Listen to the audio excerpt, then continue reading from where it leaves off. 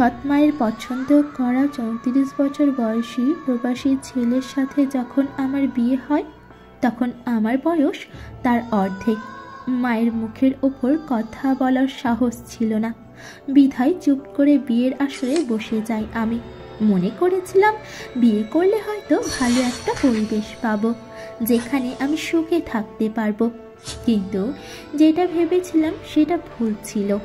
এক নরক থেকে মুক্তি পেয়ে আমি যে আরেক নরকে গিয়ে পড়েছিলাম এটা বুঝতে আমার 2 দিন সময়ও দরকার পড়েনি। স্বামী নামের একটা কীটের হাতে এসে পড়েছিলাম আমি। জানি না কোনো স্বামী তার সদ্য বিয়ে করা বউকে অশ্লীল ভাষায় বকে কিনা, কিন্তু সেদিন কোনো অপরাধ না করে আমাকে প্রচুর বকা শুনতে হয়েছিল। 21 দিনের ভয়াবহ দিন কাটানোর পর আমার স্বামী যখন বিদেশে চলে গেল তখন একটা দীর্ঘ স্বস্তির নিঃশ্বাস ফেলেছিলাম, এই ভেবে যে অন্তত কারো বকা আর মাইর খাওয়া লাগবে না।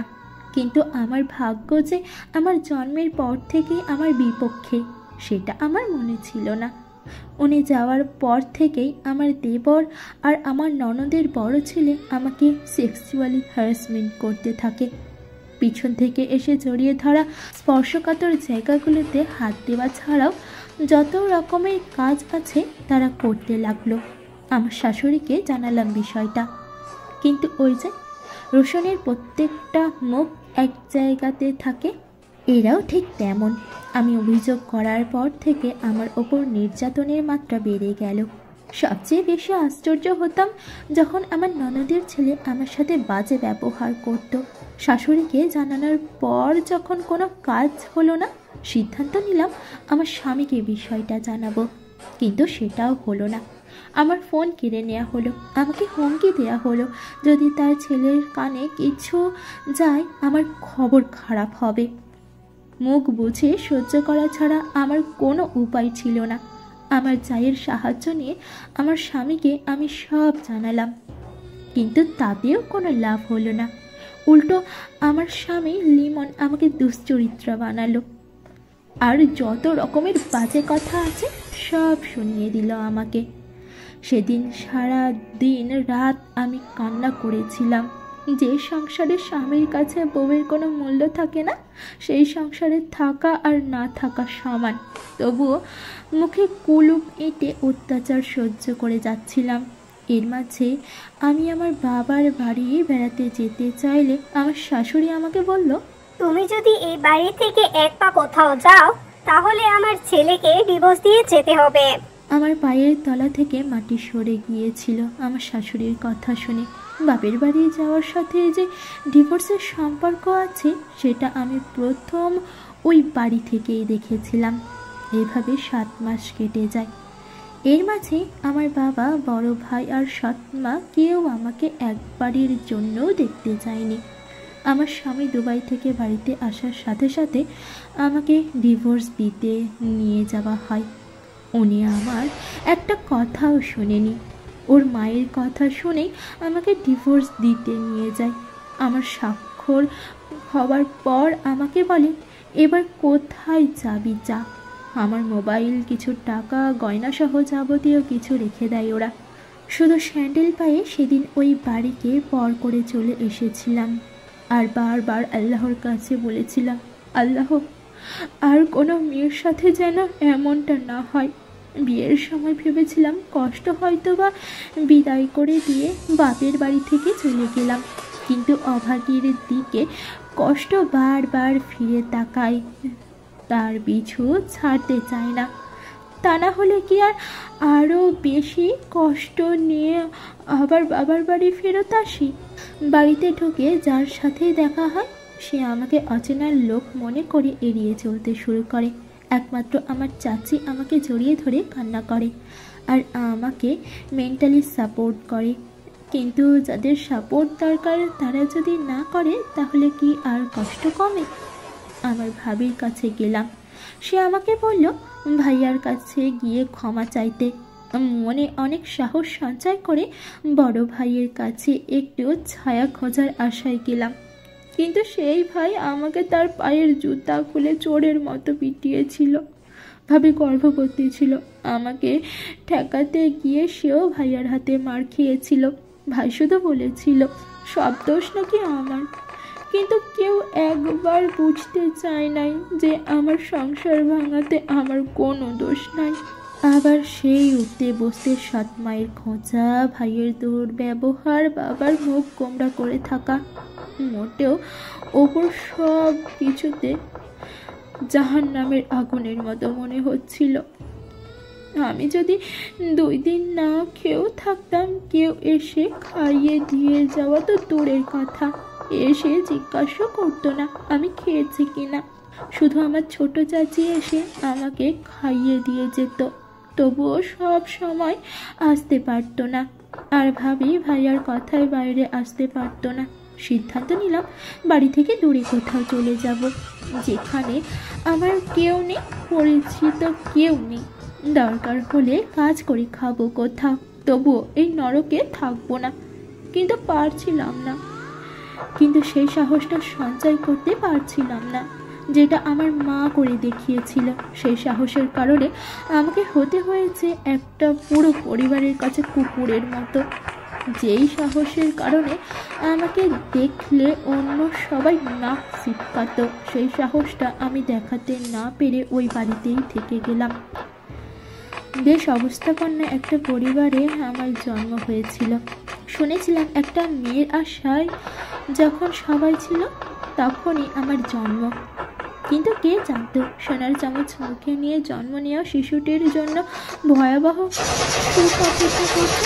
আমার জন্মের পরে আমার মা আমার বাবাকে বিদেশে পাঠিয়ে দেয়, যাতে আমার ভবিষ্যতের জন্য কোনো চিন্তা করার না লাগে। বাবা মায়ের কথা মতো বিদেশে চলেও যায়। আর মা এদিকে বাবার অগোচরে একটা ব্যাংকে চাকরি নেয়। কিন্তু এটা আমার বাড়ির আশেপাশে কারো চোখে সহ্য হয়নি, এমনকি আমার মেজো কাকুরও না। আমার বাবাকে মায়ের চাকরের ব্যাপারে সব কিছু বলে দেয়। আর সেই দিন ফোন দিয়ে বাবা মায়ের সাথে প্রচুর ঝগড়া করে এবং মাকে চাকরি ছাড়াতে এক প্রকার বাধ্য করে। মা চাকরি ছেড়ে দিয়ে বাড়িতেই সময় কাটাতে লাগলো। এর মধ্যে বাড়ির পাশে একটা বদ লোকের নজর পড়ে আমার মায়ের ওপর। আমার বয়স তখন 7 বছর।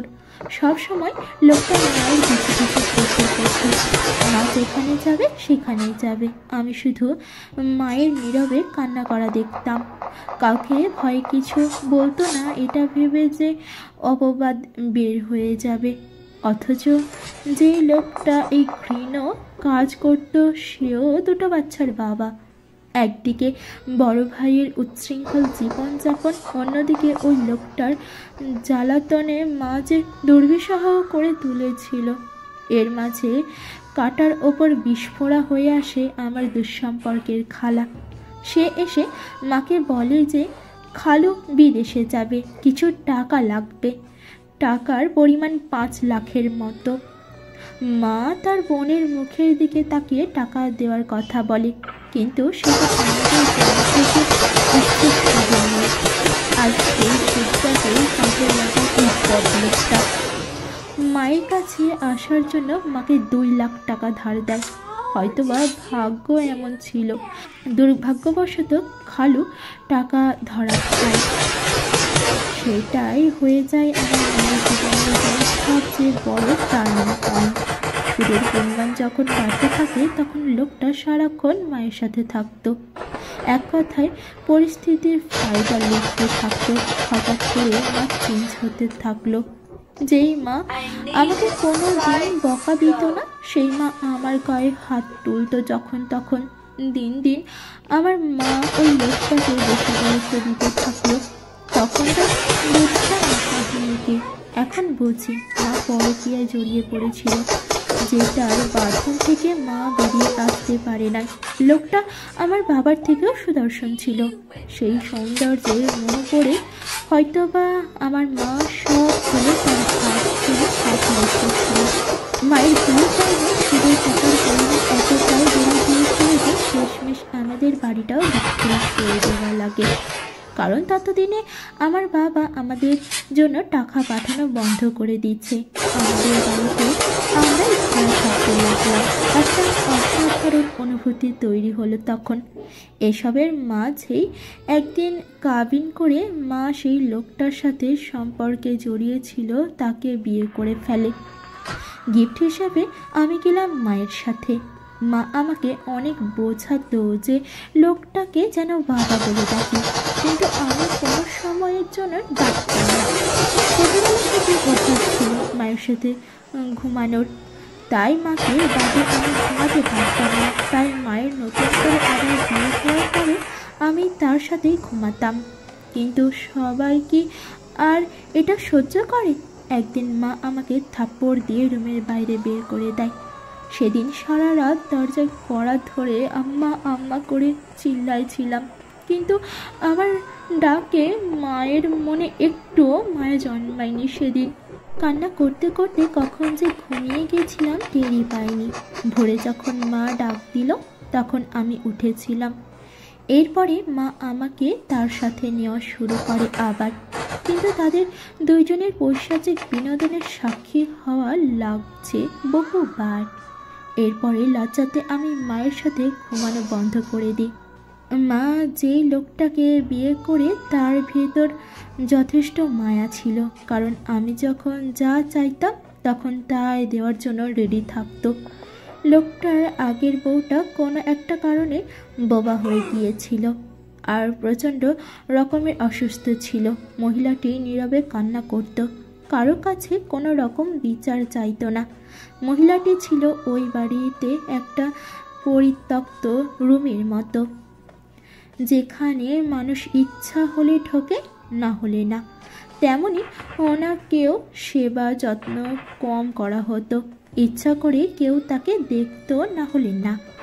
একদিকে মায়ের বাজে ব্যবহার, আর বাবা তো এক প্রকার ভুলে গেছিল। সবার অযত্নে ঝোপে জন্ম নেয়া ভাটি ফুলের মতো বড় হতে থাকলাম। 10 বছর পর আমার প্রবাসী বাবা দেশে আসে, আমার জন্য না, নিজের জন্য, তার পরিবার তৈরি করার জন্য। বাবা দেশে আসলে মা এবং লোকটা আমাদের এলাকা ছেড়ে তার নিজস্ব বাড়িতে চলে যেতে চাইল। বুদ্ধিটা অবশ্য মায়ের নতুন স্বামীর ছিল, আর এই যাওয়াতে মাকে একটা শর্ত জুড়ে দেয়, যেটা হলো তিনি আমাকে তার বাড়িতে নেবেন না। মা সেই শর্ত মেনেও নেয় আর আমাকে কোনো একটা উপায়ে আমার বাবার কাছে পাঠিয়ে দেয়। বড় ভাই তখন বিদেশ থাকলে হয়তো বা আমাকে তাদের বাড়িতে রাখতো কিনা জানি না। বাড়িতে এসেই বাবা বিয়ে করে। এবার এসে গেল সৎ মায়ের সংসারে। বাবা আমার সাথে কথা বলতো না, নতুন মাও না, বোবার মতো দিন যাপন করা লাগতো। প্রথম অনেক কেয়ার করে টিফিন বানিয়ে আমাকে স্কুলের পথে পাঠিয়ে দিত। রাস্তায় ভাড়ার টাকা থুতু দিয়ে গুঁয়ে দিত, যাতে একটা টাকাও বেশি না যায়। আমাকে দিয়ে তিনি কোনো কাজ করাতেন না, কিন্তু দিন শেষে ঠিক ওই খোঁটা দিতেন, এই বলে যে আমি কোনো কাজ করি না কেন।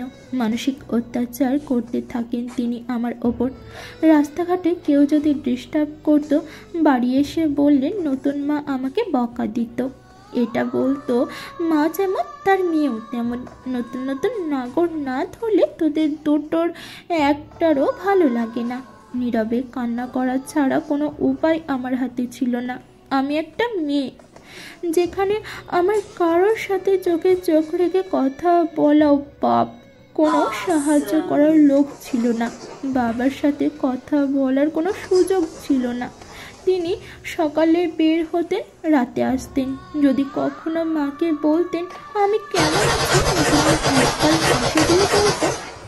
ওরে তো নিজের মেয়ের মতোই রাখি, ও ভালো থাকবে না তা কে থাকবে।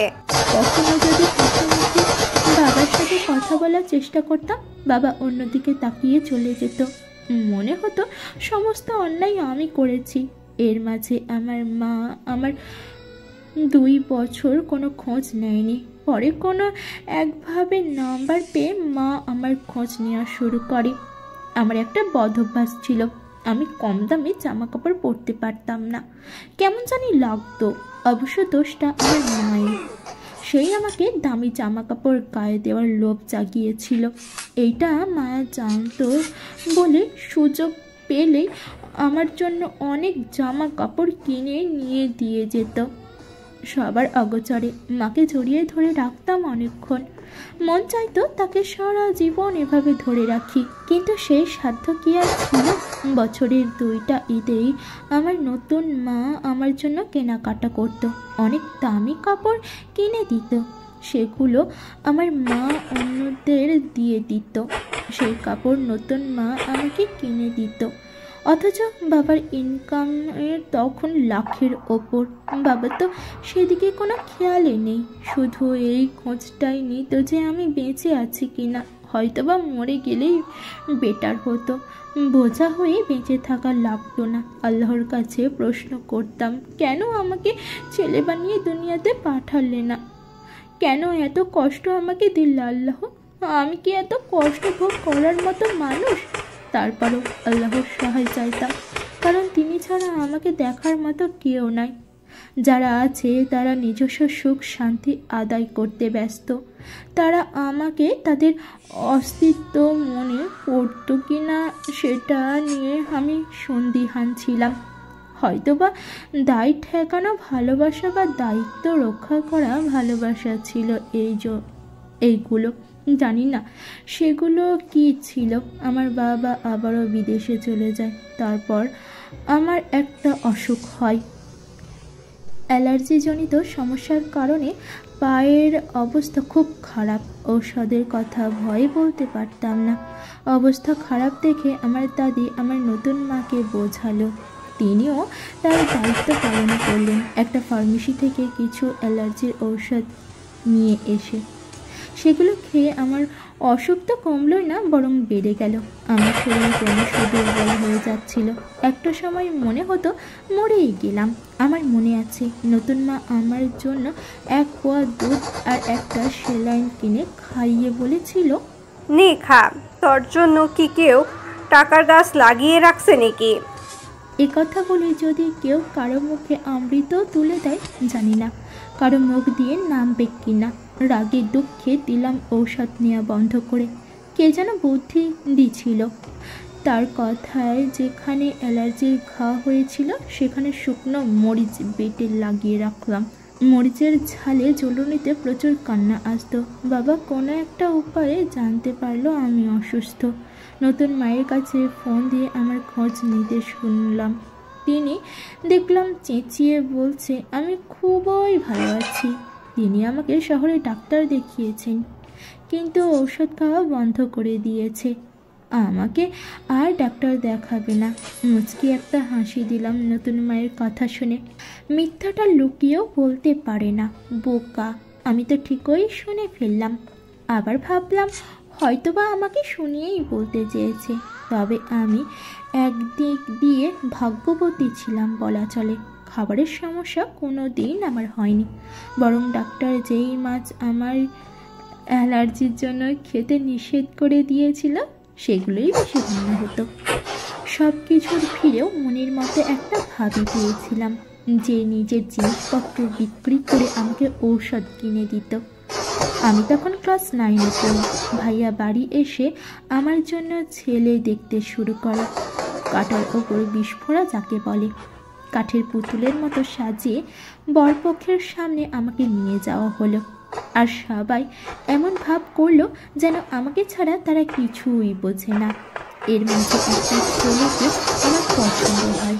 দূর থেকে তাকে দেখেছিলাম, কিন্তু সেদিন আমাকে পাত্রপক্ষের সামনে নিয়ে যাওয়া হয়নি। কারণটা খুব সিম্পল, ছেলেটা ব্যবসা করত। যদি বিয়ের পর আমার বাবা অথবা ভাইয়ের কাছে টাকা চাই ব্যবসার উন্নতি করার জন্য, তারপর লিমনকে দেখে তাদের পছন্দ হয়।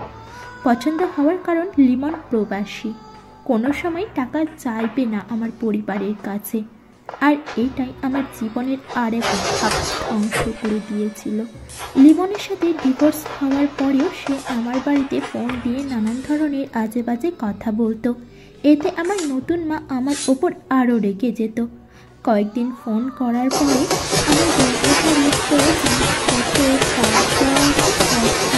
আমি সেটা এড়িয়ে যায় এবং এক সময় ফোন দেওয়া বন্ধ করে দেয়। বাড়ি থেকে বড় ভাই সিদ্ধান্ত নেয় যে আমাকে উন্মুক্ত বিশ্ববিদ্যালয়ে ভর্তি করিয়ে দিবে, যাতে আমি পড়াশোনা করতে পারি। কিন্তু টাকার অভাবে পরবর্তীতে আমি ভর্তি হতে পারিনি। টাকার অভাব বললে ভুল হবে, মূলত নতুন মা টাকা দেয়নি। ভাইকে বলে একটা ফোন নিলাম, শখের বসে একটা ফেসবুক অ্যাকাউন্টও খুলিনি। কিছুদিন চালানোর পরে টাকার অভাবে যখন ফেসবুক চালাতে পারতাম না, তখন সেটাও বন্ধ করে দিই। 2 মাস পর ফেসবুকে আবার ঢুকি। তখনও ভালো করে কারোর সাথে মেসেজ করতে পারতাম না। কমেন্ট বক্সকে মনে করতাম ইনবক্স। সেখানে একটা ছেলের সাথে আমার পরিচয় হয়। ওর নাম সুজন। আমাদের ঘনিষ্ঠতা ক্রমেই বাড়তে থাকে। একদিন ফোন নাম্বার শেয়ার করি, সেখান থেকে কথা বলার পরিমাণ আরও বেড়ে যায়। সুজনকে আমার পরিবার, আমার লাইফের সব কথা বলেছিলাম। সুজন প্রথমে ভাবতো আমি তার সাথে ইয়ার্কি করে সব বলি, কিন্তু আমি যে সিরিয়াস এটা সে বুঝতো না। সুজনের সাথে কথা বলার এক পর্যায়ে আমি ঢাকাতে বেড়াতে যাই। সেখানে ওর সাথে ভিডিও কলে কথা বলি। ততদিনেও ও আমাকে দেখেনি। কথা বলার পর থেকে ওর কেয়ারিং আরও বেড়ে যায়। সেই সময় আমার জীবনে প্রথম প্রেম আসে, কিন্তু সেটা অসময়ে বললেও ভুল হবে। আমার জীবনে সুসময়টা তো নষ্ট করে দিয়েছিল আমার পরিবার। আমিও প্রথম সুজনকে আমার মনের কথা বলি, তাকে যে আমি ভালোবাসি এটাও বলি। সুজন প্রথমে রাজি না হলেও পরে রাজি হয়। রাজি না হওয়ার পিছনেও একটা কারণ ছিল। সুজন তার জীবনে বড়সড় একটা ধোঁকা খেয়েছিল একটা মেয়ের কাছ থেকে, যার কারণে সে সুইসাইড অ্যাটেম্পটও নিয়েছিল, কিন্তু ভাগ্য সহায় থাকায় বেঁচে যায় সে। আর এর জন্যে কোনো মেয়েকে বিশ্বাস করতে চাইতো না। ফুফাতো ভাইয়ের বউ কোনো একভাবে জেনে যায় আমি ফেসবুকে নিজের ছবি শেয়ার করি, আর এটা সে আবার নতুন মাকে বলে দেয়, যার ফলস্বরূপ আমার নাকের নোলক, কানের দুল, হাতের বালা সমস্ত কিছু নতুন মা কেড়ে নেয়। ফোনটাও কেড়ে নিতে গিয়েছিল, কিন্তু জোরাজুরি করার কারণে নিতে পারে না। সেই দিন অনেক কেঁদেছিলাম। আমার চারপাশে যে এত শত্রু আছে আমি আগে জানতাম না। সুজনের সাথে কথা হলেই বলতো আমি যেন তার সাথে দেখা করি, কিন্তু এটা বুঝতে চাইতো না যে আমার পক্ষে বাড়ি থেকে বের হওয়া সম্ভব না। নতুন মা 2 দিনের জন্য তার বাপের বাড়ি বেড়াতে গেলে সুজনকে আমি আমার বাড়িতে আসতে বলি। সে আসে এবং 3 ঘন্টা থেকে চলে যায়। আর এই সমস্ত কিছু আমার পাশের বাড়ির একজন দেখে নতুন মাকে আবার বলে দেয়, আর এইটাও বলে যে আমি আমার মায়ের মতো নষ্টামি করার জন্য পুরুষ মানুষ ডেকে আনি। পরিস্থিতি ভয়াবহ রূপ ধারণ করে। আমার মনের ভেতর তখন একটা কথা ঘোরাফেরা করতো যে হয়তোবা আমি যদি সুজনকে বিয়ে করি তাহলে জীবনের শ্রেষ্ঠ সুখ পাবো। ও আমাকে কোনোদিনও কষ্ট দিবে না। পরের সপ্তাহে শুধুমাত্র ভাইয়াকে জানিয়ে আমরা বিয়ে করে ফেলি। ভাইয়া এসে আমাদের 2 জনকে সুজনের বাড়ির পথ ধরিয়ে দেয়। মনে করেছিলাম হয়তোবা সুজনের বাবা মায়ের অনুমতি না নিয়ে বিয়ে করলাম, তারা মেনে নেবে না, কিন্তু আমার ধারণা ভুল ছিল। তাদের বাড়ির সবাই আমাকে এত ভালোবেসেছিল যা বলার মতো না। আমার শাশুড়ি আমাকে মাথায় করে রাখতো, কিন্তু কথাই আছে না, সবার কপালে বেশি দিন সুখ থাকে না। আমার শাশুড়ি ক্যান্সার ছিল, লাস্ট স্টেজ। 1 বছর পরে আমার শাশুড়ি মারা যায়। তিনি থাকতে আমার কোনো দিনই কমতি রাখেনি, নিজের মেয়ের মতো করে ভালোবাসত। শাশুড়ি মারা যাওয়ার পর সুজনের হাতের অবস্থা খুব খারাপ হয়ে যায়। তার সারা জীবনের সঞ্চয় মায়ের পিছনে ব্যয় করেছে, কিন্তু তাকে বাঁচাতে না পারার একটা আক্ষেপ তার ভেতরে থেকে যায়। আমি সুজনকে বলেছিলাম আল্লাহ যাকে যতদিন হায়াত দিচ্ছে তিনি তার বেশি দুনিয়ায় থাকেন না। মায়ের মৃত্যুর মানসিকতায় প্রচণ্ড হতাশ হয়ে পড়ে সুজন। হয়তোবা আমার ভালোবাসায় তাকে ডিপ্রেশন থেকে ফিরিয়ে এনেছিল। অফিস করতে সুবিধা হবে ভেবে সুজন তার বাড়ি ছেড়ে একটা ফ্ল্যাট ভাড়া করে। আমাদের দুজনের জন্য সেটা খুব ভালো ছিল। ছাদের এক কর্নারে 2টা রুমের একটা ঘর। ভালোভাবে চলছিল আমাদের ভালোবাসার সংসার। সুজন অফিসে গেলে আমি বাড়িতে একা থাকতাম। এই একাকিত্ব দূর করার জন্য সুজন আমাকে বাচ্চা নিতে বলে। আমি প্রথমে রাজি ছিলাম না, কিন্তু তার চাপে নিতে বাধ্য হই। বাচ্চা পেটে আসার পর সুজনের কেয়ারিং আমাকে মুগ্ধ করে। অফিস থেকে ফিরে প্রায় দিনই আমার পছন্দের খাবার রান্না করে খাওয়ানো, কাপড় ধুয়ে দেওয়া, ঘর মোছা থেকে শুরু করে যাবতীয় কাজ করে দিত সুজন। নিজে নিজে হাসতাম আর আল্লাহকে ধন্যবাদ দিতাম। এই জীবনে যদি আমাকে আরও কিছুদিন আগে দিত তাহলে কি আর আমার এত কষ্ট সহ্য করে রাখত? 9 মাসের মাথায় আমি একটা মেয়ে সন্তান জন্ম দিই। সেটা আরও আশীর্বাদ হয়ে আসে আমার জন্য। আমার বাবা ভাই আমার খোঁজ নিতে শুরু করে। তাদের মর্মত্ববোধ তখন আমাকে মুগ্ধ করত। এর মাঝে নতুন এক ঝামেলা তৈরি হয় আবার। আমার ননদ আমার পিছনে লেগে যায়। পিছে লাগার কারণটা অতি সাধারণ। আমার শ্বশুর আমার মেয়ের জন্য জামা কাপড় কিনে আনলে আমার জন্য একটা কিনে আনতো। সেটাই আমার ননদের সহ্য হতো না, কারণ আমার শ্বশুর আমার ননদকে সেই সময় কিছু দেয়নি কেন। আরও একটা কারণ ছিল, সেটা হলো ও বয়সে ছোট হওয়ার একটু উপদেশ দিতাম। নানান ধরনের কটূক্তি করে আমার আর সুজনের মাঝে ঝামেলা বাড়ানোর চেষ্টা করত। কিন্তু তার আমাদের মাঝের বর্ণিং সম্পর্কে ধারণা ছিল না। 2 মাস পর তার বিয়ে হয়ে যায়। আমিও স্বস্তির নিঃশ্বাস ফেলি। এখন আমার মেয়ে আর সুজনকে নিয়ে আমার সুখের সংসার। একটু আর্থিকভাবে সমস্যা থাকলেও ভালোবাসার সংসার, সুখে আছি। সবচেয়ে বড় কথা, প্রতি বছর আমার মা আমার সাথে দেখা করতে আমার বাসায় আসে। আমি তাকে ফেরাতে পারিনি, কারণ মা তো মাই, হাজার হোক সে আমাকে জন্ম দিয়েছে। মা আসলে আমি আলাদা তার সাথে ঘুমাই। তার গায়ের গন্ধ আমার এখনো আগের মতোই ভালো লাগে। শুধু বাবার শূন্যতা উপলব্ধি করি। গল্পটা আমার এক ঘনিষ্ঠজনের। আমার জানা মতে আসলেই তিনি জীবনে প্রচণ্ড কষ্ট করেছেন, কিন্তু বর্তমানে তিনি তার স্বামী আর মেয়েকে নিয়ে সুখেই আছেন। তাদের জন্য দোয়া করবেন যেন তারা সারা জীবন সুখে থাকে এবং সকল বিপদ থেকে দূরে থাকে।